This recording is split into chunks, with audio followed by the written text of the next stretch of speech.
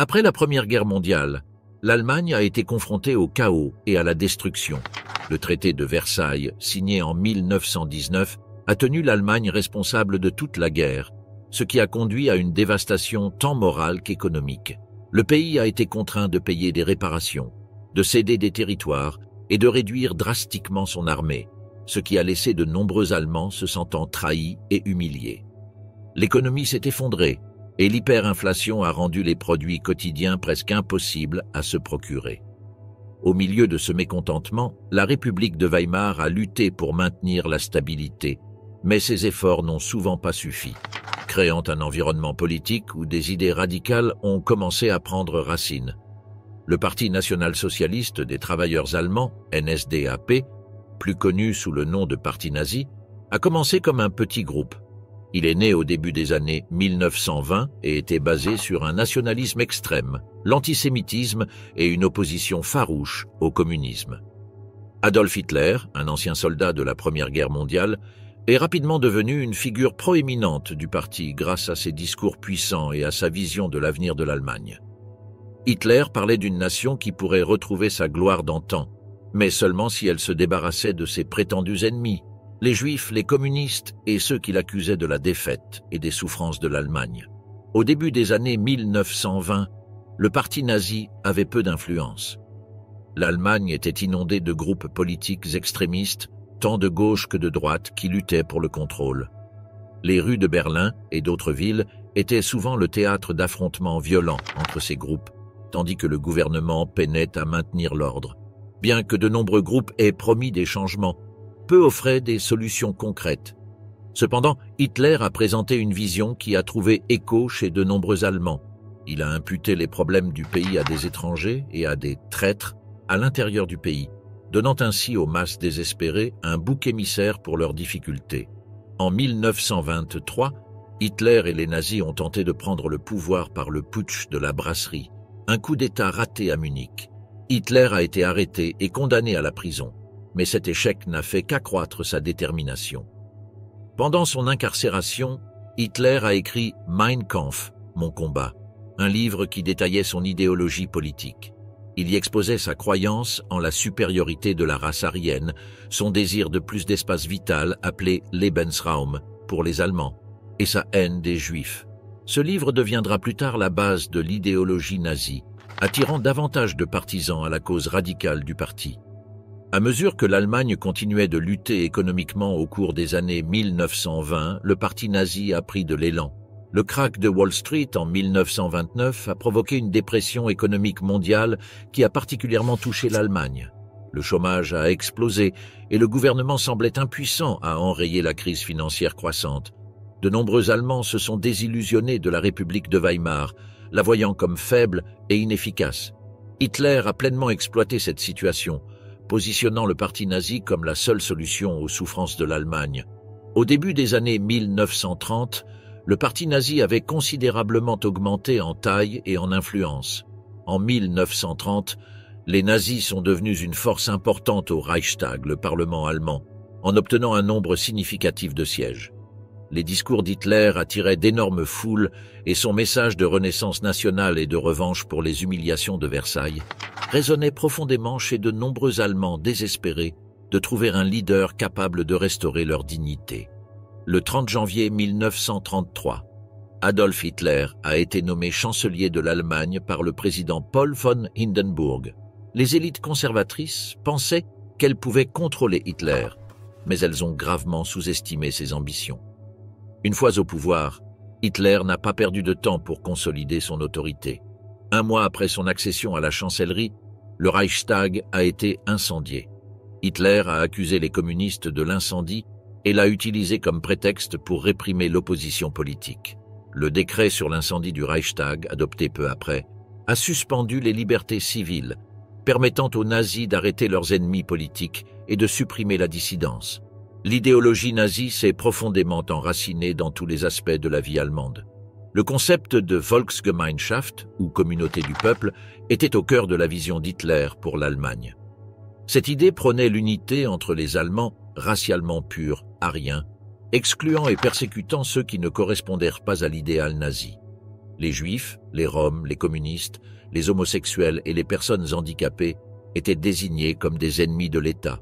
Les lois de Nuremberg de 1935 ont formalisé les politiques raciales du régime nazi, privant les Juifs de leurs droits en tant que citoyens et posant les bases des atrocités futures.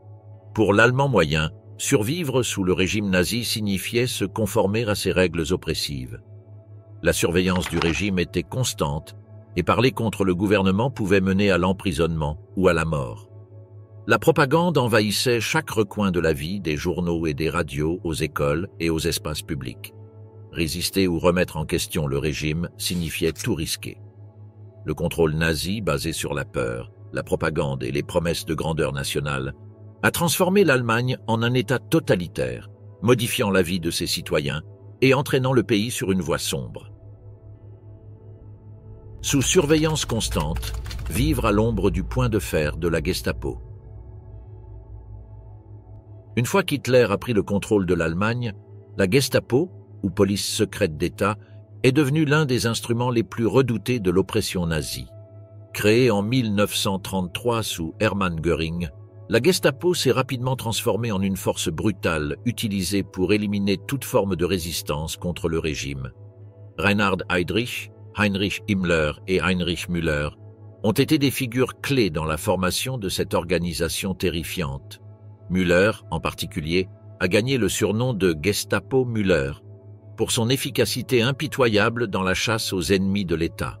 La Gestapo fonctionnait différemment d'une force de police ordinaire. Sa mission n'était pas de traiter des crimes communs, mais d'éradiquer toute personne menaçant le pouvoir nazi, même de manière mineure. Cela allait de l'opposition politique à un simple commentaire anti-nazi entendu dans un café.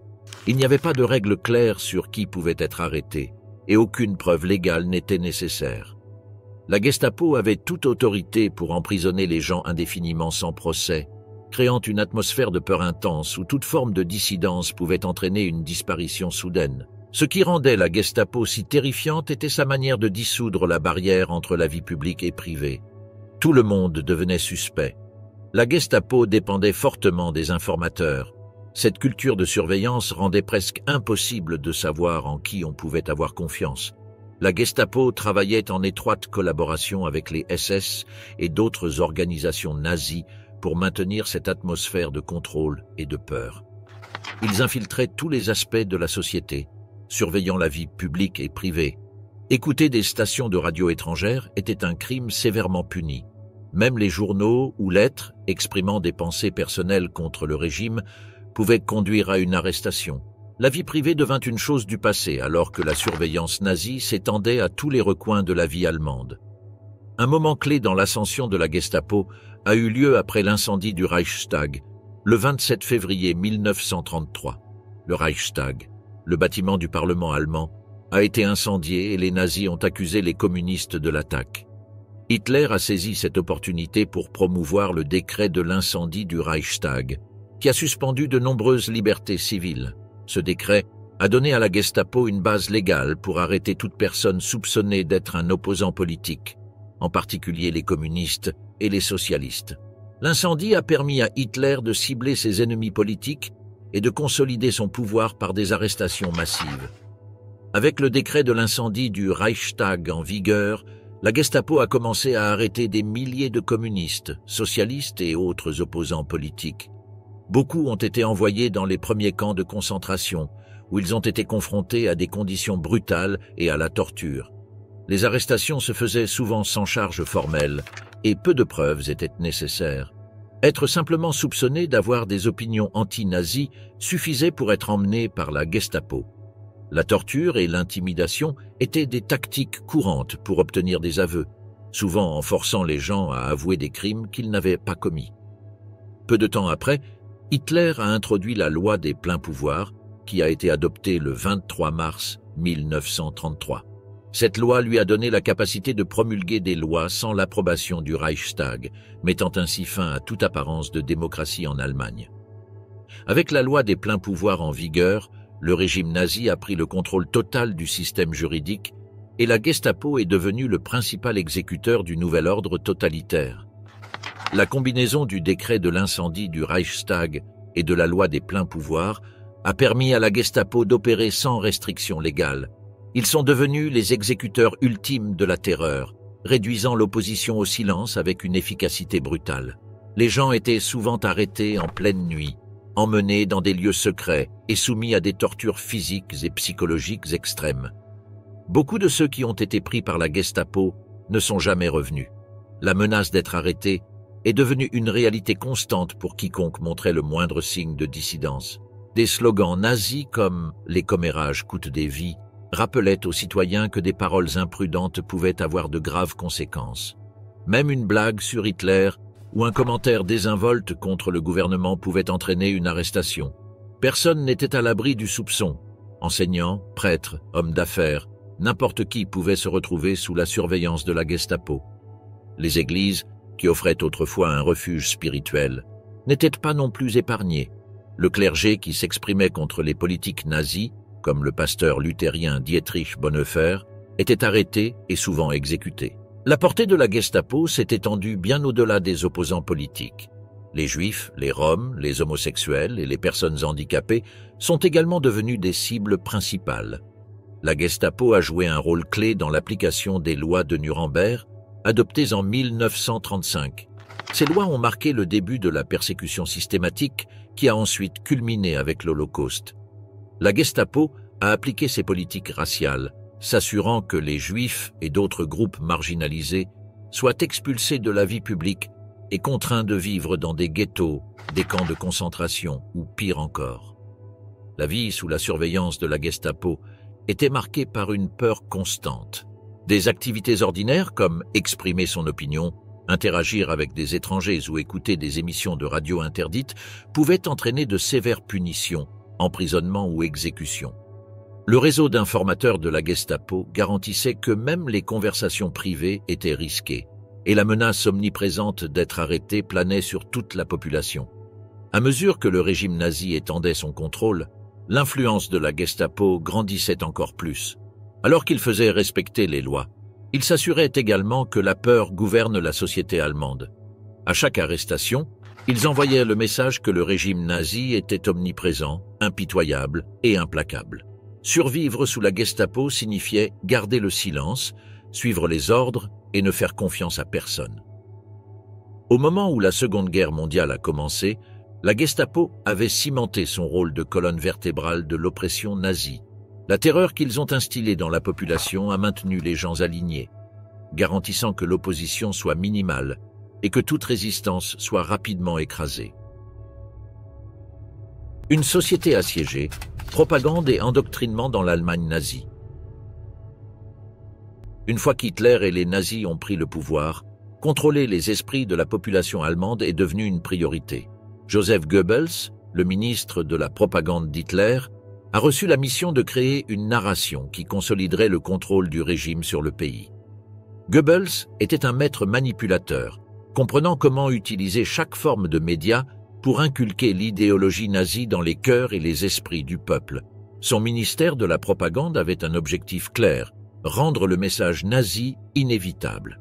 À travers les journaux, les films, la radio, les livres et même les programmes scolaires, Goebbels façonnait la perception publique d'Hitler, du parti nazi et de l'Allemagne elle-même.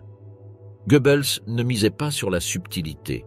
Le message nazi était fort, clair et omniprésent. Tout, des journaux quotidiens au divertissement, était rempli de propagande promouvant la loyauté à Hitler et à la cause nazie, tout en diabolisant les juifs, les communistes et autres soi-disant ennemis de l'État. Goebbels s'assurait que tous les médias suivaient le même scénario, présentant les nazis comme les sauveurs de l'Allemagne. Son contrôle sur la presse était total. Les journalistes étaient obligés de rejoindre la chambre de la presse du Reich, où ils ne pouvaient publier que des histoires approuvées par le ministère. Quiconque résistait était rapidement réduit au silence, et les journaux qui ne suivaient pas la ligne nazie étaient refermés. La radio est devenue l'un des outils les plus puissants de l'arsenal propagandiste de Goebbels. Il s'assurait que chaque foyer allemand ait accès à une radio bon marché, appelée le Volksempfänger ou récepteur du peuple, spécialement conçu pour ne diffuser que du contenu nazi approuvé. Les Allemands se réveillaient, allaient au travail et rentraient chez eux avec la propagande nazie diffusée dans leur foyer. Ces radios étaient fabriquées pour atteindre le plus grand nombre de personnes possible, et comme les stations étrangères étaient interdites, les Allemands n'avaient d'autre choix que d'écouter la voix du Führer ou les émissions approuvées par l'État. Les discours d'Hitler, remplis de fierté nationale et de promesses de grandeur, étaient répétés encore et encore. Goebbels s'assurait que le peuple entende constamment les mêmes messages. Hitler était leur chef, les Juifs étaient l'ennemi, et l'Allemagne était destinée à la gloire. Le cinéma s'est également transformé en un puissant outil de propagande. Goebbels comprenait l'impact émotionnel que les films pouvaient avoir sur les gens, et il en tirait le maximum. Des films comme Le Triomphe de la volonté glorifiaient le parti nazi, faisant d'Hitler une figure divine conduisant l'Allemagne vers un avenir radieux. D'autres films, comme Le Juif éternel et Jude Sus, dépeignaient les Juifs comme dangereux, peu fiables et inhumains. Ces films étaient conçus pour propager la haine, rendant plus facile pour les Allemands d'accepter les politiques raciales qui se développaient autour d'eux. Même la littérature n'a pas échappé à la machine de propagande nazie. Les livres qui contredisaient ou critiquaient l'idéologie nazie ont été interdits, et beaucoup ont été brûlés publiquement lors de grandes manifestations. Les tristement célèbres autodafés de 1933 ont vu des milliers d'œuvres d'auteurs juifs, communistes ou de gauche réduites en cendres. Des écrivains comme Thomas Mann et Erich Maria Remarque ont vu leurs œuvres qualifiées d'anti-allemandes. À leur place, la littérature approuvée par les nazis a pris le contrôle. Il s'agissait de contrôler ce que les gens lisaient et, par extension, comment ils pensaient. La propagande du régime nazi ne se limitait pas aux adultes. Elle commençait à modeler les esprits dès le plus jeune âge, en visant les enfants par le biais des écoles et des organisations de jeunesse. Hitler savait que, s'il pouvait façonner la future génération dès le plus jeune âge, la loyauté envers le régime deviendrait une seconde nature. Le système éducatif a été entièrement réformé pour promouvoir les idéaux nazis. Les enseignants étaient obligés de rejoindre la Ligue nationale socialiste des enseignants, et tout éducateur qui n'embrassait pas complètement l'agenda nazi était démis de ses fonctions. Dans les salles de classe de toute l'Allemagne, les manuels scolaires ont été réécrits pour inclure l'idéologie nazie. Les cours d'histoire ont été déformés pour glorifier le militarisme allemand et le leadership d'Hitler. Les cours de sciences comprenaient des leçons sur la pureté raciale, enseignant aux enfants que les Aryens étaient supérieurs aux autres races. Même les problèmes de mathématiques intégraient la propagande, demandant aux élèves de calculer le coût de s'occuper des personnes handicapées ou des Juifs, renforçant subtilement l'idée qu'ils étaient un fardeau pour la société. Mais l'influence de la propagande nazie ne s'arrêtait pas à la fin de la journée scolaire. En dehors de l'école, les enfants étaient obligés de rejoindre des organisations de jeunesse comme les jeunesses hitlériennes pour les garçons et la Ligue des jeunes filles allemandes pour les filles. L'adhésion à ces groupes est devenue obligatoire en 1936. Les jeunesses hitlériennes transformèrent les garçons en soldats fidèles en formation, en insistant sur la forme physique, la discipline et la loyauté indéfectible au Führer. Les garçons participaient à des exercices de style militaire, apprenant à manier des armes et se préparant à servir plus tard dans la machine de guerre nazie. Ils apprenaient que servir Hitler était leur devoir le plus élevé. La Ligue des jeunes filles allemandes, en revanche, se concentrait sur la préparation des filles à leur futur rôle de mère et de soignante. Elles apprenaient l'importance de la pureté raciale et étaient formées pour devenir des épouses et des mères fidèles, qui élèveraient la prochaine génération d'enfants aryens. Tout comme les jeunesses hitlériennes modelaient les garçons en futurs soldats, la Ligue façonnait les filles selon l'image idéale de la femme nazie, obéissante, loyale et dévouée à la cause nazie. Ces organisations de jeunesse étaient plus que de simples activités parascolaires. Elles étaient cruciales pour l'objectif du régime nazi de contrôle total. Elles séparaient les enfants de leur famille, les encourageant à placer leur loyauté à Hitler au-dessus de tout. Ils apprenèrent même à dénoncer leurs propres parents s'ils disaient quelque chose contre le gouvernement. De nombreuses façons, les jeunesses hitlériennes et la Ligue des jeunes filles allemandes servaient à couper le lien entre parents et enfants, le remplaçant par un lien entre l'enfant et le Führer. Grâce à ces programmes, le régime nazi voulait garantir l'avenir en s'assurant que la prochaine génération grandisse totalement endoctrinée. Hitler a dit fameusement « Celui qui possède la jeunesse gagne l'avenir ». En contrôlant chaque aspect de la vie d'un enfant, de l'éducation aux activités parascolaires, Les nazis ont réussi à créer une génération totalement loyale à leurs idéaux. Il n'y avait pas d'échappatoire à la propagande nazie. Goebbels s'est assuré que la version du régime de la réalité soit la seule que les Allemands puissent voir ou entendre. Avec le temps, beaucoup d'Allemands en sont venus à croire à la narration non pas parce qu'ils avaient le choix, mais parce que c'était tout ce qu'ils connaissaient. La combinaison de l'exposition constante, de la peur des sanctions et de la manipulation des faits a fait de la propagande nazie l'un des outils de contrôle les plus efficaces de l'histoire. Les chaînes légales de l'exclusion. Comment les lois de Nuremberg ont détruit les droits dans l'Allemagne nazie?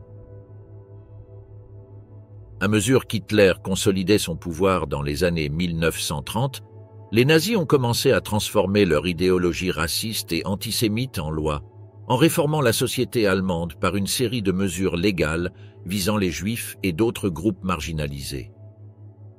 L'un des ensembles de lois les plus significatifs promulgués pendant cette période a été les lois de Nuremberg, introduites en 1935.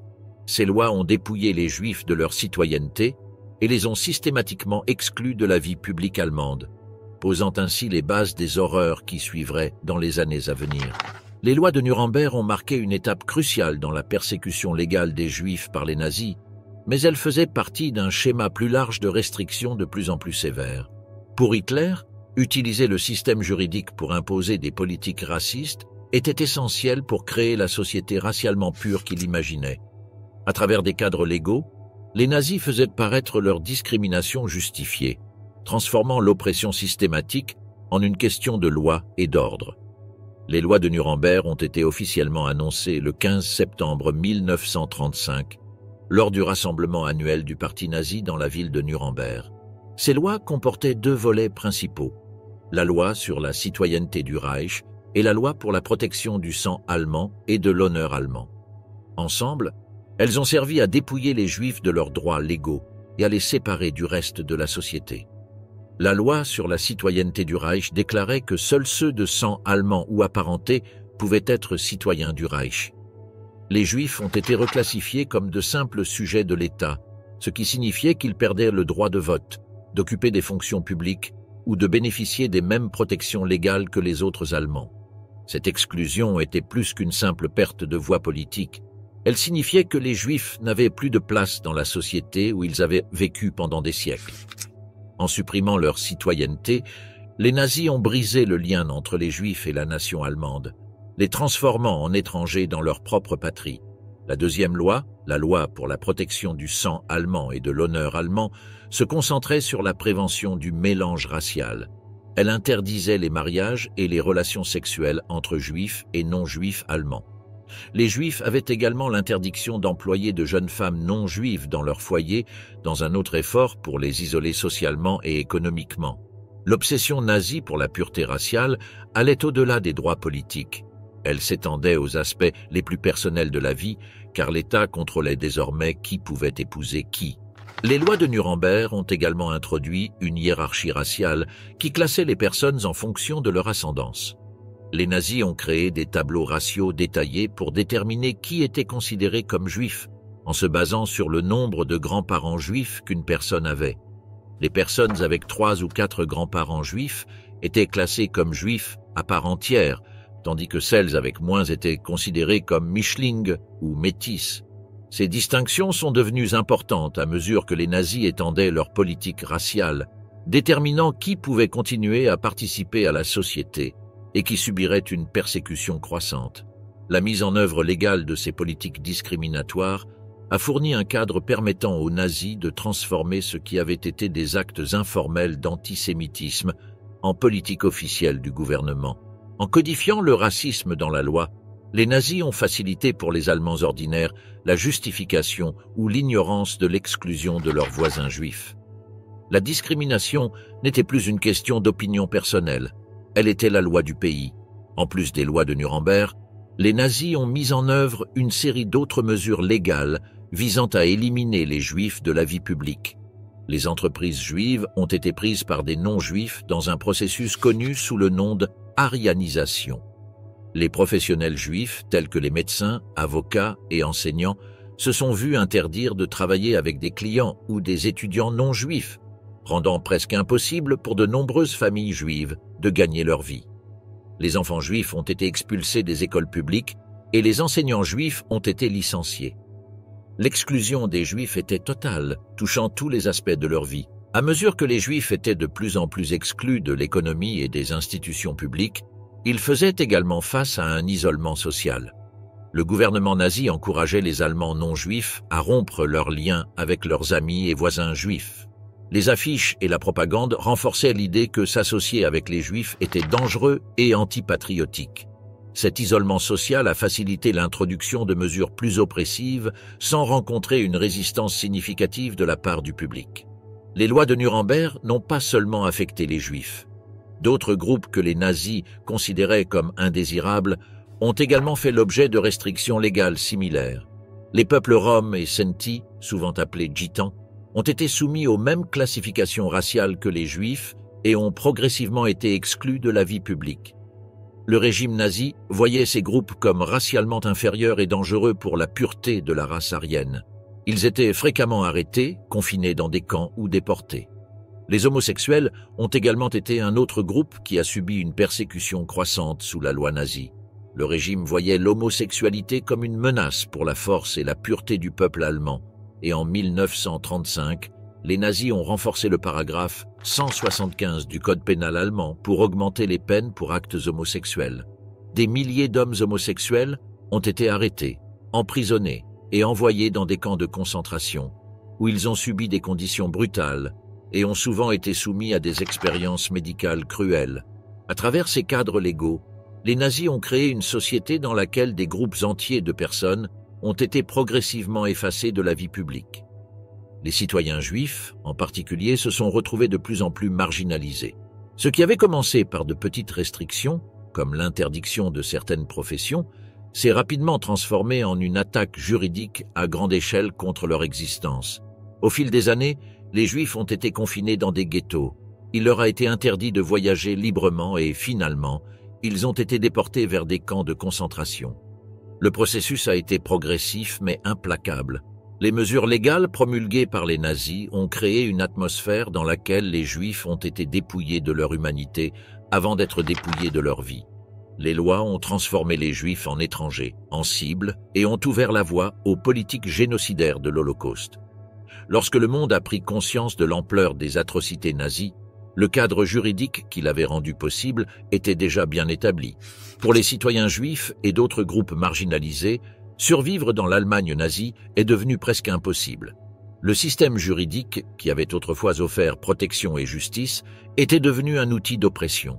Les lois de Nuremberg ont été une partie critique de cette transformation, remodelant la société allemande pour l'aligner avec l'idéologie nazie et laissant les Juifs et d'autres minorités vulnérables au poids total de la persécution sanctionnée par l'État.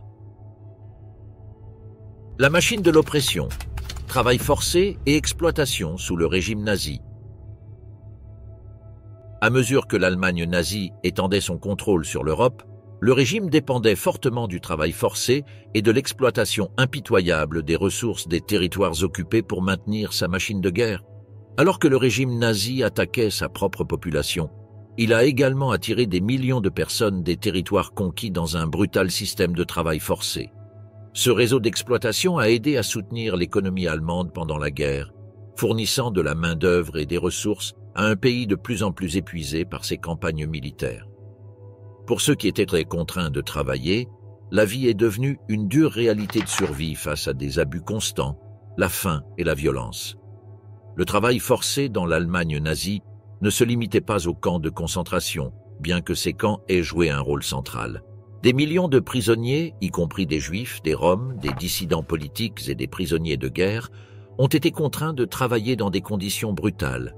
Ces prisonniers étaient souvent considérés comme inutiles et beaucoup ont été travaillés jusqu'à la mort, bien que les camps de concentration comme Auschwitz et Dachau aient été des sites d'extermination, ils étaient également des centres de travail forcés.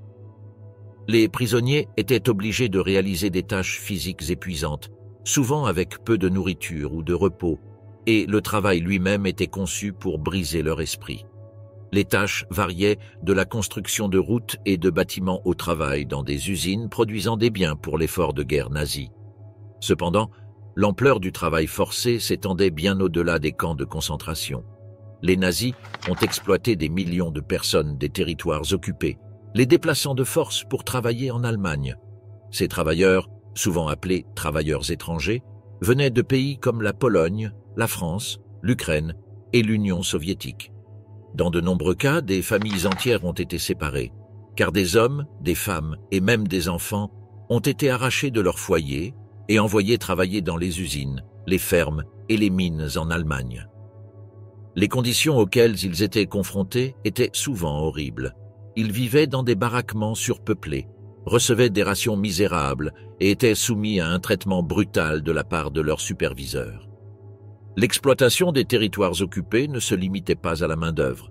Le régime nazi a également drainé ces régions de leurs ressources naturelles pour alimenter la machine de guerre allemande. La nourriture, le charbon, le pétrole et les matières premières ont été confisqués des pays sous contrôle nazi. Dans des endroits comme l'Ukraine, autrefois connu comme le grenier de l'Europe, le régime nazi a réquisitionné d'immenses quantités de céréales et de bétail, entraînant une famine généralisée parmi la population locale. Les habitants des territoires occupés se retrouvaient souvent sans nourriture suffisante pour survivre, tandis que les ressources dont ils dépendaient étaient envoyées en Allemagne pour soutenir l'effort de guerre. Ce processus d'exploitation économique était froidement calculé. Les planificateurs nazis croyaient que le peuple allemand méritait les ressources d'autres nations, en particulier celles qu'ils considéraient comme racialement inférieures, comme les Slaves d'Europe de l'Est. Le concept de Lebensraum, ou espace vital, jouait un rôle clé dans cette idéologie. Hitler imaginait un vaste empire allemand s'étendant sur l'Europe de l'Est, où les colons allemands vivraient de la terre, tandis que les populations locales seraient réduites en esclavage ou exterminées. Le régime nazi considérait les peuples de ces terres occupées comme rien de plus que des outils à utiliser comme main-d'œuvre ou ressources. La dépendance du régime au travail forcé n'a fait qu'augmenter à mesure que la guerre se prolongeait. Alors que de plus en plus d'hommes allemands étaient enrôlés dans l'armée et envoyés au front, l'économie nazie est devenue de plus en plus dépendante de la main-d'œuvre étrangère. En 1944, près d'un quart de la main-d'œuvre allemande était composée de travailleurs étrangers, dont beaucoup avaient été amenés en Allemagne contre leur gré. Cela comprenait des millions de prisonniers de guerre de l'Union soviétique et d'autres nations. Ces prisonniers de guerre étaient souvent traités encore plus mal que les autres travailleurs forcés, car l'idéologie nazie considérait les slaves comme racialement inférieurs.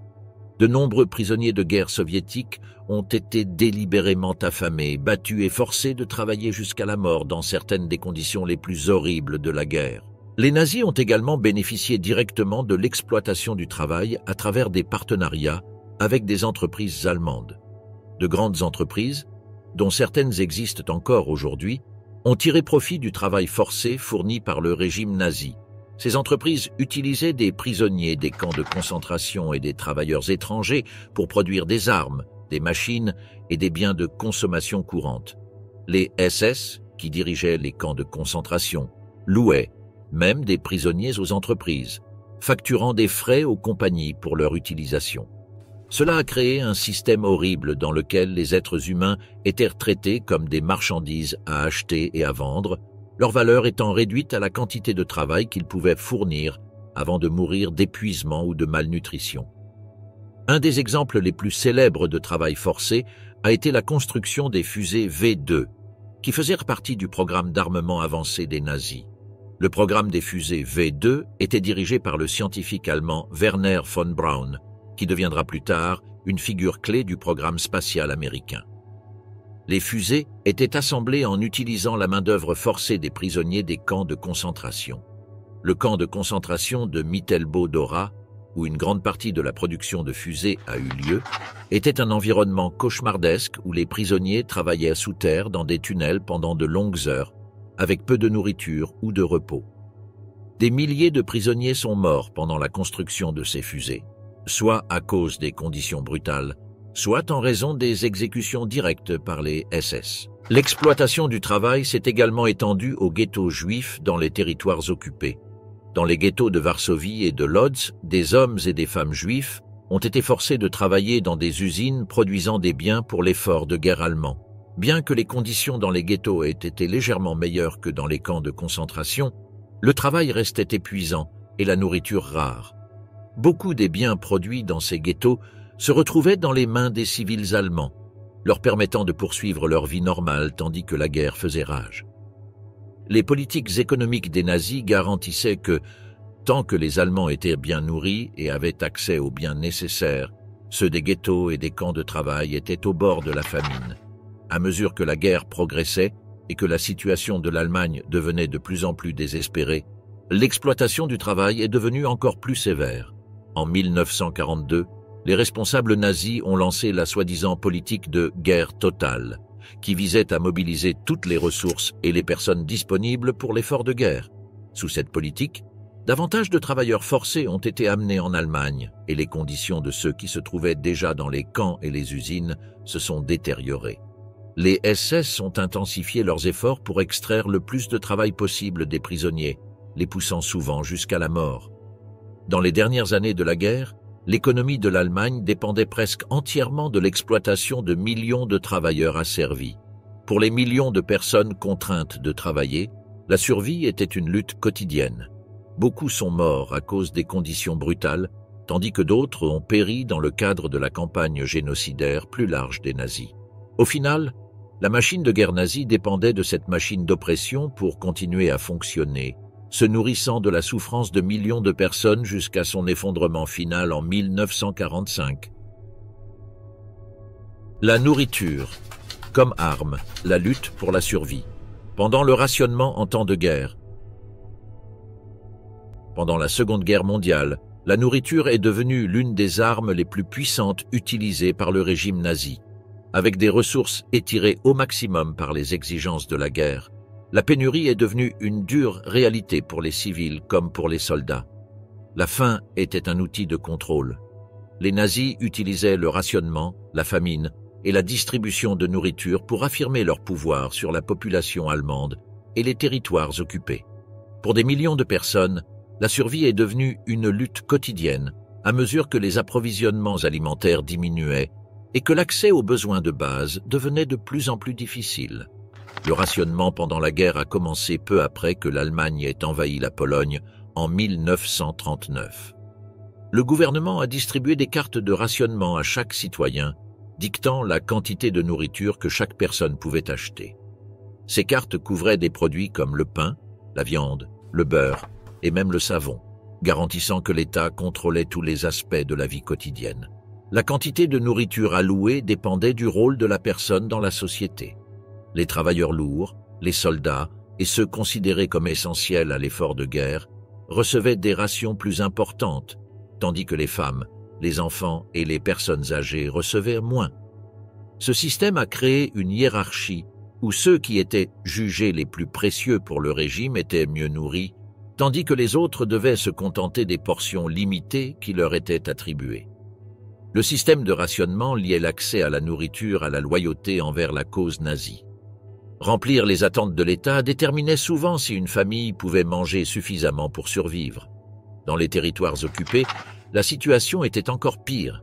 Les nazis confisquaient de grandes quantités de nourriture des pays sous leur contrôle pour nourrir les civils et les soldats allemands. Des régions comme l'Ukraine, autrefois un important fournisseur de céréales, ont été dépouillées de leurs ressources, entraînant une famine massive. Rien qu'en Ukraine, on estime que 4 millions de personnes sont mortes de faim pendant l'occupation allemande. Des tactiques similaires ont été utilisées en Pologne et en Union soviétique, où la pénurie de nourriture a paralysé la population locale. En Allemagne, à mesure que la guerre avançait, les pénuries alimentaires s'aggravaient. Les marchés noirs sont apparus comme un moyen pour les gens de trouver ce dont ils avaient besoin, mais ne pouvaient pas obtenir légalement. Des produits comme le sucre, le beurre et la viande n'étaient souvent pas disponibles par les canaux officiels, et ceux qui pouvaient se le permettre se tournaient vers les marchés clandestins. Les prix étaient exorbitants, et de nombreuses familles ne pouvaient pas se permettre ces coûts élevés. Pour ceux qui étaient suffisamment désespérés pour commercer sur le marché noir, il y avait toujours le risque d'être découverts. La Gestapo et les autorités locales réprimaient le commerce illégal, et la punition pour ceux qui y participaient pouvait être sévère. Le coût psychologique des pénuries alimentaires était énorme. Les familles luttaient pour mettre de la nourriture sur la table, et pour beaucoup, manger était devenu un rappel quotidien de la difficulté à survivre. Les mères étiraient les rations limitées, en utilisant de l'eau ou des ingrédients de substitution pour faire durer les repas plus longtemps. Les livres de cuisine de l'époque proposaient des recettes utilisant des ingrédients de remplacement comme l'orge, les glands ou même l'écorce d'arbre. La viande était devenue un luxe rare, et même les légumes étaient difficiles à obtenir. Pour les enfants, le manque de nutrition provoquait des problèmes de santé généralisés comme le retard de croissance, la faiblesse et une plus grande vulnérabilité aux maladies. La charge de nourrir une famille pendant la guerre reposait principalement sur les femmes. Avec les hommes au front, les mères et les grands-mères devaient naviguer dans le système de rationnement, faire la queue pendant des heures pour obtenir de la nourriture et trouver des moyens de faire durer les stocks limités. Beaucoup passaient des heures à essayer de sécuriser les produits de base et la préoccupation constante de comment nourrir leurs enfants pesait sur elles. La faim était aussi une source quotidienne d'anxiété et de stress, aggravée par la peur omniprésente d'être punis pour avoir dévié du système de rationnement. Dans les territoires occupés, l'utilisation de la faim pour affaiblir et contrôler des populations entières était encore plus brutale.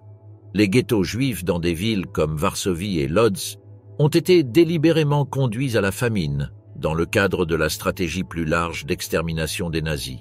Dans le ghetto de Varsovie, où plus de 400 000 personnes juives étaient confinées, la ration quotidienne équivalait à environ 184 calories par personne, bien en dessous du nécessaire pour la survie de base. La faim a coûté la vie à des milliers de personnes avant même que les déportations vers les camps de concentration ne commencent. Les nazis utilisaient la faim comme une arme pour briser la résistance et s'assurer que la population était trop faible pour se battre. En Allemagne, la nourriture était devenue un outil pour faire respecter l'obéissance. La propagande soulignait que sacrifier de la nourriture pour l'effort de guerre était un devoir patriotique. Des slogans comme « des armes avant du beurre » encourageaient les citoyens à prioriser le succès militaire sur le confort personnel. Ceux qui se plaignaient du rationnement ou des pénuries alimentaires risquaient d'être dénoncés aux autorités. Les plaintes étaient considérées comme antipatriotiques, et quiconque exprimait son mécontentement pouvait être accusé de saper l'effort de guerre.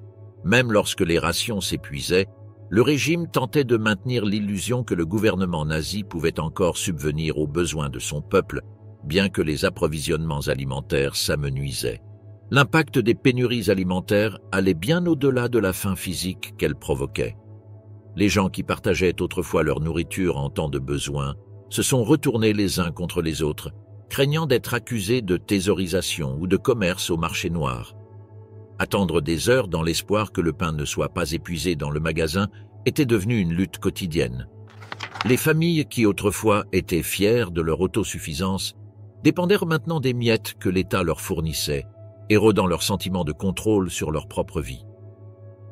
En 1944, lorsque l'Allemagne faisait face à de plus en plus de revers militaires, les niveaux de rationnement ont encore baissé. Des villes comme Berlin, qui avaient été lourdement bombardées par les Alliés, ont vu leurs lignes d'approvisionnement coupées. Les gens étaient forcés de fouiller dans les décombres des bâtiments bombardés à la recherche de tout ce qui pouvait être utilisé comme nourriture. Des jardins urbains sont apparus dans les cratères de bombes et des terrains vagues, tandis que les gens tentaient de cultiver leur propre nourriture au milieu de la dévastation. L'effondrement du système de rationnement a laissé de nombreux Allemands lutter pour survivre dans les derniers mois de la guerre. Pureté raciale, la sinistre doctrine derrière l'eugénisme nazi. L'accent mis par l'Allemagne nazie sur la pureté raciale s'est transformé en l'une des politiques les plus terrifiantes du régime, l'eugénisme. Adolf Hitler et son régime croyaient que la race aryenne était supérieure et cherchaient à éliminer ceux qu'ils considéraient comme génétiquement inférieurs. Pour concrétiser cette vision, les nazis ont mis en place des politiques incluant la stérilisation forcée, le meurtre systématique de personnes handicapées via le programme d'euthanasie T4 et la déshumanisation généralisée de personnes en fonction de leurs caractéristiques génétiques. Le concept d'eugénisme, visant à améliorer la qualité génétique d'une population, existait déjà dans de nombreux pays occidentaux, y compris les États-Unis, avant que les nazis n'arrivent au pouvoir. Cependant, dans l'Allemagne nazie, l'eugénisme est devenu une politique d'État meurtrière. La vision d'Hitler d'une société racialement pure d'Aryens a poussé le régime à éliminer quiconque menaçait ce qu'il considérait comme la santé génétique de la nation. Au lieu d'améliorer la société, le programme d'eugénisme nazi cherchait à la purger de ceux jugés inaptes à vivre.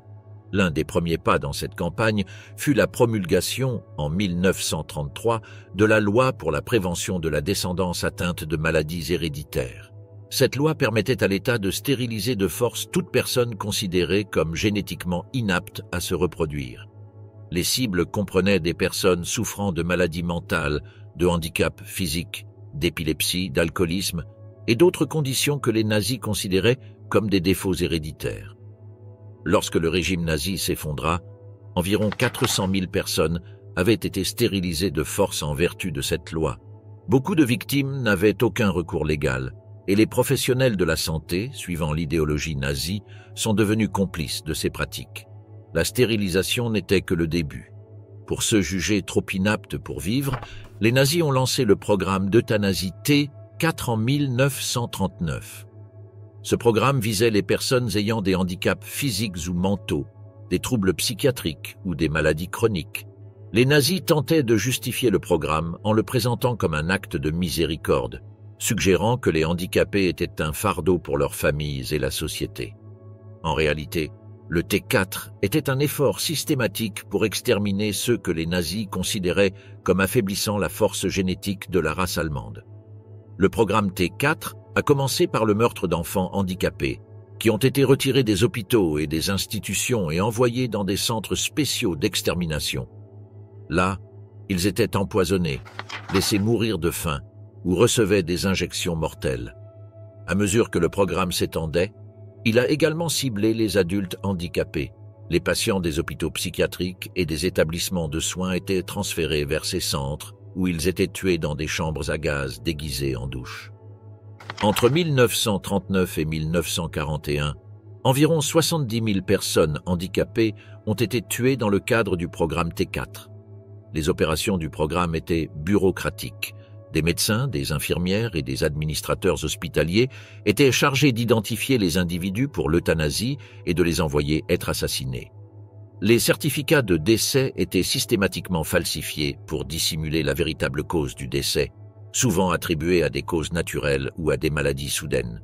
Les familles recevaient des explications vagues et, dans de nombreux cas, ne savaient pas ce qui était arrivé à leurs proches avant longtemps. Malgré le contrôle du régime nazi sur l'information, l'opposition publique au programme T4 a commencé à croître en 1941. Certaines familles des victimes, ainsi que des chefs religieux, ont élevé la voix contre les meurtres de masse de personnes handicapées. L'un des critiques les plus virulents fut l'évêque catholique Clemens von Galen, qui dénonça le programme dans une série de sermons, le qualifiant d'immoral et de violation de la dignité humaine. Ces protestations, combinées au mécontentement croissant du public, ont contraint Hitler à mettre officiellement fin au programme T4 en août 1941. Cependant, les meurtres ont continué en secret pendant le reste de la guerre. En 1945, environ 300 000 personnes handicapées avaient été assassinées dans le cadre de programmes d'euthanasie formels et non officiels. Les implications de ces politiques étaient vastes. Le régime nazi a transformé la médecine en un outil de meurtre sponsorisé par l'État. Les médecins, qui avaient autrefois juré de préserver la vie, sont devenus des participants à une campagne de génocide, trahissant les principes éthiques de leur profession. Le langage de l'eugénisme a donné une apparence de légitimité scientifique aux actions du régime, leur permettant de présenter l'extermination des handicapés comme une mesure nécessaire pour la santé de la nation.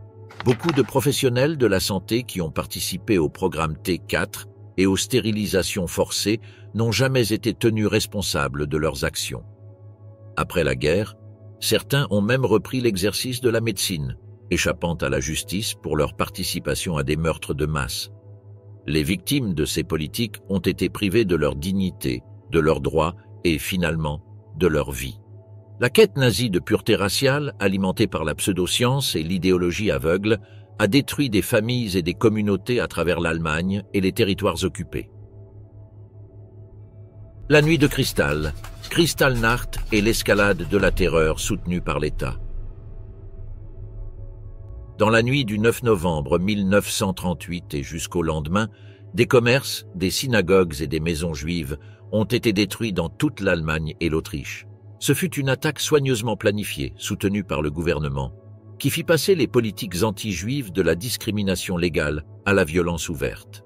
Après Kristallnacht, les communautés juives comprirent qu'elles n'étaient plus seulement les cibles des lois, mais qu'elles étaient désormais sous attaque physique et que le régime nazi ne reculerait devant rien pour les expulser. Le climat qui précéda Kristallnacht s'était formé depuis des années. Depuis que les nazis avaient pris le pouvoir, ils avaient intensifié leurs politiques antisémites. Les Juifs avaient été dépouillés de leurs droits par des lois telles que les lois de Nuremberg et étaient de plus en plus isolés de la société allemande. Jusqu'à Kristallnacht, la persécution s'était opérée à travers des mesures légales, documents, réglementations et propagande. La violence qui éclata cette nuit de novembre montra au monde que les nazis étaient prêts à aller plus loin, transformant leurs mots et leurs lois en destruction et en terreur. L'événement déclencheur de Kristallnacht fut l'assassinat d'un diplomate allemand, Ernst Womrath, par un jeune juif de 17 ans, Herschel Greenspan, à Paris.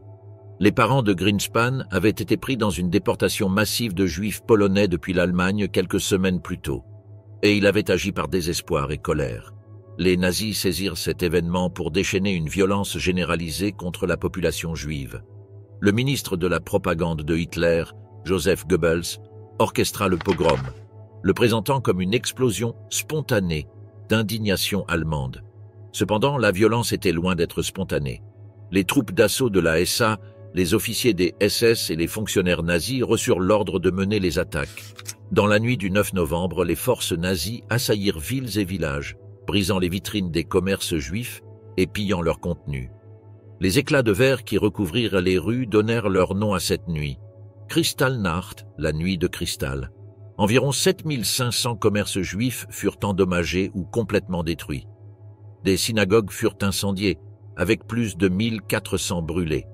Des rouleaux sacrés, des livres et des objets religieux furent détruits, et les pompiers reçurent pour instruction de laisser brûler les synagogues, à moins que des bâtiments non juifs ne soient menacés. La violence ne se limita pas aux dommages matériels.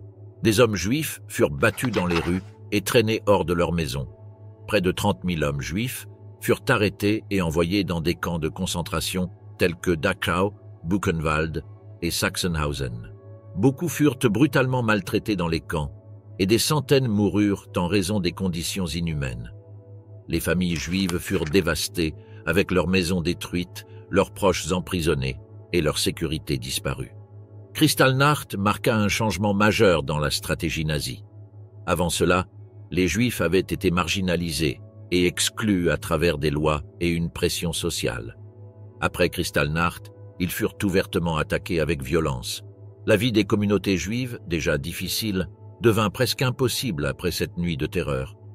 La peur qui envahit ces communautés était accablante, les familles étant incertaines de leur survie face aux prochaines attaques. Les conséquences de cette violence ne firent qu'aggraver les souffrances de la communauté juive. Au lieu de compenser les propriétaires juifs pour la destruction de leurs biens, le régime nazi les pénalisa pour les dommages subis. Une amende collective d'1 milliard de marks du Reich fut imposée à la communauté juive pour l'assassinat de Womrath. De plus, il fut interdit aux Juifs de percevoir des indemnités d'assurance pour les dommages à leurs propriétés. Les nazis utilisèrent la destruction de Kristallnacht comme un moyen de ruiner financièrement les familles juives, les laissant sans rien. Pendant des années, la propagande nazie avait préparé le terrain pour cette escalade de violence. Joseph Goebbels et la machine de propagande nazie travaillaient sans relâche pour diffuser la haine contre les Juifs. Goebbels avait perfectionné l'art de manipuler l'opinion publique, faisant passer les Juifs pour responsables de tous les problèmes de l'Allemagne. Des journaux comme Der Stürmer publiaient des caricatures et des articles antisémites, dépeignant les Juifs comme des figures dangereuses et sous-humaines menaçant l'avenir de l'Allemagne. Cette propagande amena de nombreux Allemands à justifier ou à fermer les yeux lorsque la violence de Kristallnacht éclata. Kristallnacht fut aussi un test pour le régime nazi. Ils observaient comment le monde réagirait face à une violence aussi flagrante. bien qu'il y ait eu une certaine indignation internationale, notamment des États-Unis et du Royaume-Uni, la réponse générale fut faible. L'absence de sérieuses conséquences ou de représailles de la part de la communauté internationale renforça la confiance des nazis. Ils réalisèrent qu'ils pouvaient intensifier leur persécution des Juifs sans faire face à des répercussions significatives de la part des autres nations. En Allemagne, la réaction fut mitigée. Certains Allemands, déjà influencés par des années de propagande anti-juive, soutinrent ou participèrent aux attaques. D'autres furent horrifiés, mais se sentaient impuissants face à la violence, craignant la Gestapo et les autres autorités nazies. Pour la communauté juive, Kristallnacht annonçait le début d'une période encore plus sombre. De nombreux Juifs tentaient déjà de fuir l'Allemagne à mesure que les nazis renforçaient leur contrôle. Mais après Kristallnacht, la nécessité de s'échapper devint plus urgente. Malheureusement, en 1938, de nombreux pays avaient sévèrement restreint leur politique d'immigration, rendant difficile pour les Juifs de trouver refuge. Des milliers de familles juives étaient désespérées de partir, mais se retrouvèrent piégées, sans aucun endroit où aller. Kristallnacht marqua un tournant décisif dans la progression de l'Allemagne nazie vers l'Holocauste. Ce fut une escalade flagrante, passant de la discrimination légale à la violence ouverte, et montrant aux dirigeants nazis qu'ils pouvaient agir en toute impunité. Les vitres brisées, les synagogues en flammes et les arrestations brutales présageaient des atrocités encore plus grandes à venir. Les événements de Kristallnacht posèrent les bases de la solution finale, par laquelle les nazis commenceraient l'extermination systématique de millions de Juifs pendant l'Holocauste.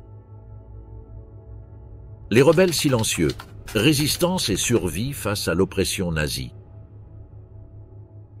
Face à l'oppression nazie, certains ont refusé de se taire.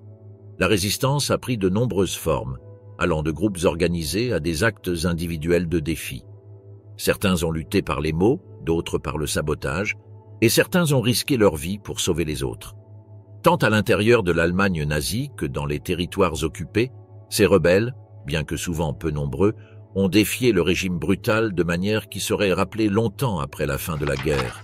Les risques étaient élevés et les conséquences d'une capture étaient sévères, mais ces hommes et femmes courageux se sont opposés au régime, prouvant que, même dans les moments les plus sombres, la résistance était possible. En Allemagne, l'un des mouvements de résistance les plus célèbres fut la Rose Blanche, un petit groupe d'étudiants universitaires qui risquèrent tout pour faire connaître la vérité sur le régime nazi. Dirigée par les frères Hans et Sophie Scholl, ainsi que quelques-uns de leurs amis, la Rose Blanche distribua des tracts condamnant les atrocités nazies et appelant les Allemands à se soulever contre la dictature. Leur message était simple mais puissant. La résistance était un devoir moral. Ils distribuèrent ces tracts dans les universités, espérant inspirer d'autres à se joindre à leur cause. Cependant, la Gestapo les découvrit rapidement, et en février 1943, Hans et Sophie furent arrêtés, jugés et exécutés à la guillotine. Leur histoire de courage est devenue un symbole de la jeunesse défiant le totalitarisme, démontrant que, même sous un régime aussi oppressif que celui de l'Allemagne nazie, certains étaient prêts à parler. Un autre groupe qui défia le régime nazi étaient les pirates d'Edelweiss. Principalement composés d'adolescents de la classe ouvrière, les pirates défièrent les jeunesses hitlériennes en rejetant leur contrôle militariste et idéologique. Les pirates préféraient la liberté, écoutaient de la musique interdite, organisaient des excursions et défendaient l'individualité, une notion que les nazis cherchaient à écraser. Mais les pirates d'Edelweiss ne se contentaient pas de rejeter la culture nazie. Ils prenaient des actions directes contre le régime, aidant des déserteurs, distribuant des tracts anti-nazis et sabotant même les efforts nazis. En 1944, certains groupes parmi les pirates d'Edelweiss étaient impliqués dans la résistance armée, menant des actes de sabotage et de violence contre des fonctionnaires nazis. La réponse nazie fut brutale. Beaucoup des pirates furent arrêtés, torturés et publiquement pendus.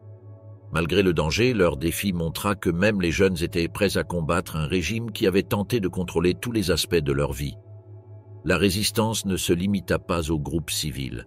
Même au sein de l'armée allemande, il y eut des actes de défi, le plus célèbre étant le complot du 20 juillet 1944, une conspiration pour assassiner Hitler et renverser le gouvernement nazi. Le complot fut dirigé par le colonel Klaus von Stauffenberg, un officier de haut rang qui s'était désillusionné de la direction de Hitler. Le 20 juillet, Stauffenberg plaça une bombe au quartier général de Hitler, espérant le tuer et déclencher un coup d'État militaire. Cependant, la bombe ne parvint pas à tuer Hitler et le plan s'effondra rapidement. Stauffenberg et de nombreux autres conspirateurs furent arrêtés et exécutés, mais l'attentat montra que même au sein de l'armée nazie, certains croyaient que la seule façon de sauver l'Allemagne était de retirer Hitler du pouvoir. À l'international, la résistance contre les nazis fut féroce, notamment dans les pays occupés. L'un des efforts de résistance les plus célèbres eut lieu en France, où la résistance française lutta contre l'occupation allemande. La résistance était composée de divers groupes, allant des communistes aux nationalistes, partageant l'objectif commun d'expulser les nazis. Ils sabotèrent les lignes ferroviaires, détruisirent les réseaux de communication allemands et fournirent des informations aux Alliés. Leurs efforts aidèrent à perturber les chaînes d'approvisionnement allemandes et compliquèrent le contrôle des nazis sur le pays. Au moment des débarquements du jour J en 1944, la résistance française joua un rôle crucial en aidant à l'invasion alliée, utilisant des tactiques de guérilla pour retarder les forces allemandes et saboter leurs efforts de renforcement de position. Au Danemark, un effort massif fut entrepris pour sauver la population juive du pays de la déportation nazie. Lorsque les nazis commencèrent à arrêter les juifs danois en 1943, les citoyens danois réagirent immédiatement. Dans l'une des opérations de sauvetage les plus réussies de la guerre, environ 7200 juifs danois furent transportés en sécurité vers la Suède neutre. Des pêcheurs, des fermiers et des gens ordinaires risquèrent leur vie pour cacher des familles juives et les aider à quitter le pays sous le couvert de la nuit. Cet effort de sauvetage fut un succès massif et presque toute la population juive du Danemark fut sauvée. La résistance se manifesta également au sein même des camps de concentration où les nazis exterminaient ceux qu'ils considéraient comme des ennemis. L'un des actes de rébellion les plus dramatiques eut lieu dans le camp d'extermination de Sobibor en 1943. Sobibor était l'un des camps les plus meurtriers des nazis, où près de 250 000 juifs furent tués. Cependant, en octobre 1943, un groupe de prisonniers lança une audacieuse révolte. Dirigé par le prisonnier de guerre soviétique Alexander Pechersky, les prisonniers réussirent à tuer plusieurs officiers SS et à couper les clôtures du camp. Sur les 600 prisonniers qui participèrent à l'évasion, environ 300 réussirent à s'échapper, bien que beaucoup furent repris ou tués. Malgré les grandes pertes, la révolte de Sobibor reste l'une des plus grandes et des plus réussies dans un camp d'extermination nazi, forçant les nazis à fermer le camp peu après la révolte. Même dans le tristement célèbre camp de concentration d'Auschwitz, il y eut des efforts de résistance. En octobre 1944, un groupe de prisonniers juifs, travaillant dans le Sonderkommando, les unités forcées à assister à la disposition des victimes des chambres à gaz, mena une révolte. Ils utilisèrent des explosifs introduits en contrebande dans le camp par des prisonnières travaillant dans une usine de munitions voisine. Les prisonniers réussirent à faire exploser un des crématoriums avant d'être maîtrisés par les gardes SS. Bien que la révolte ait été brutalement écrasée, elle fut un autre exemple de la manière dont, même dans les conditions les plus désespérées, les gens luttèrent contre leurs oppresseurs. La résistance contre les nazis prit de nombreuses formes, allant de petits actes de défi à des révoltes organisées. Qu'il s'agisse d'adolescents rejetant l'idéologie nazie, de soldats conspirant pour tuer Hitler ou de prisonniers se rebellant dans les camps, le courage de ceux qui résistèrent à l'oppression nazie ne peut être sous-estimé. Ils étaient souvent peu nombreux et leurs actions impliquaient de grands risques personnels, mais ils prouvèrent que, même face à une cruauté inimaginable, l'esprit humain ne pouvait être complètement brisé. La chute du Reich, les procès de Nuremberg et les conséquences de l'Allemagne nazie. En 1945, le Troisième Reich, qui semblait autrefois invincible, s'effondra enfin. Après des années de guerre brutale, d'atrocités nazies et du génocide de millions de personnes, les Alliés parvinrent finalement au cœur de l'Allemagne. À mesure que les forces alliées libéraient des camps de concentration et des villes, elles découvrirent des fosses communes, la famine et les restes d'un système qui avait prospéré grâce à la terreur et à la haine. Les derniers jours de l'Allemagne nazie furent remplis de chaos et de désespoir, alors que ses dirigeants tentaient d'échapper à la justice qu'ils savaient imminente. Adolf Hitler, l'homme responsable d'avoir entraîné l'Europe dans la guerre, se suicida le 30 avril 1945 dans un bunker à Berlin. Les troupes soviétiques approchaient, et Hitler savait que la fin n'était proche. Sa mort marqua la fin du leadership nazi, et le 7 mai 1945, l'Allemagne se rendit officiellement. Ce qui resta fut un pays dévasté, des villes en ruines, des millions de personnes déplacées et l'héritage terrifiant de l'Holocauste. Avec la fin de la guerre, une question émergea. Comment ceux qui avaient commis de tels crimes pouvaient-ils être tenus responsables? La réponse vint avec les procès de Nuremberg, une série de tribunaux militaires qui jugèrent les principaux dirigeants nazis. Commencés en novembre 1945, les procès se tinrent à Nuremberg, un lieu symbolique où le parti nazi avait tenu ses grands rassemblements. Désormais, ce serait l'endroit où le monde assisterait au jugement de ceux responsables du chapitre le plus sombre de l'histoire moderne. Les procès de Nuremberg furent pionniers. Pour la première fois, des dirigeants politiques et militaires de haut rang furent jugés pour crimes contre l'humanité, génocide et crimes de guerre. 24 des plus hauts dirigeants nazis furent jugés, parmi eux Hermann Göring, chef de la Luftwaffe, Rudolf Hess, adjoint de Hitler, et Joachim von Ribbentrop, le ministre nazi des Affaires étrangères. Ces hommes avaient planifié et exécuté l'Holocauste, l'invasion de l'Europe et le massacre systématique de millions de personnes. Ils furent accusés de crimes contre la paix, de crimes de guerre et de massacres de civils. Pendant les procès, des survivants des camps de concentration témoignèrent des cruautés inimaginables qu'ils avaient endurées. Les documents montrèrent la planification minutieuse de la solution finale, le plan nazi pour exterminer la population juive d'Europe. Ce qui surprit beaucoup, c'était la manière froide et bureaucratique dont ces dirigeants nazis parlaient de leurs crimes. Ils n'exprimèrent ni regret ni horreur. Au final, 12 des principaux nazis, dont Göring, furent condamnés à mort par pendaison. D'autres reçurent de longues peines de prison. Cependant, Göring réussit à éviter la pendaison en prenant du cyanure la nuit précédant son exécution programmée. Bien que ces condamnations aient apporté une certaine mesure de justice, les procès soulevèrent également des questions difficiles. Pouvait-on réellement rendre justice pour les millions de vies perdues dans l'Holocauste? L'ampleur des crimes était telle qu'aucune punition ne pouvait compenser entièrement les souffrances infligées. En plus des premiers procès, 13 autres procès de Nuremberg furent menés, visant des officiers SS, des médecins nazis ayant réalisé des expériences humaines et des industriels ayant utilisé le travail forcé des camps de concentration. Plus de 160 personnes furent accusées dans ces procès ultérieurs. Parmi elles, 24 furent condamnées à mort, et beaucoup d'autres reçurent des peines de prison. Cependant, certains nazis de haut rang, comme Adolf Eichmann, qui joua un rôle majeur dans l'Holocauste, réussirent à échapper à l'Allemagne. Eichmann vécut caché en Argentine jusqu'à ce qu'il soit capturé par des agents israéliens en 1960 et jugé.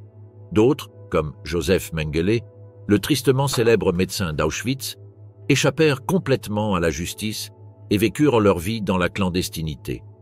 Ces cas laissèrent un goût amer de justice incomplète, car certains des pires criminels échappèrent au châtiment qu'ils méritaient. Pour l'Allemagne, la chute du régime nazi et les procès posèrent un autre défi. Comment reconstruire le pays? L'Allemagne était en ruine, tant physiquement que moralement. Les villes allemandes avaient été bombardées jusqu'à être réduites en cendres. Le processus de reconstruction de l'Allemagne prit des décennies. Les Alliés divisèrent l'Allemagne en zones d'occupation et une grande partie des infrastructures du pays dut être reconstruite à partir de zéro.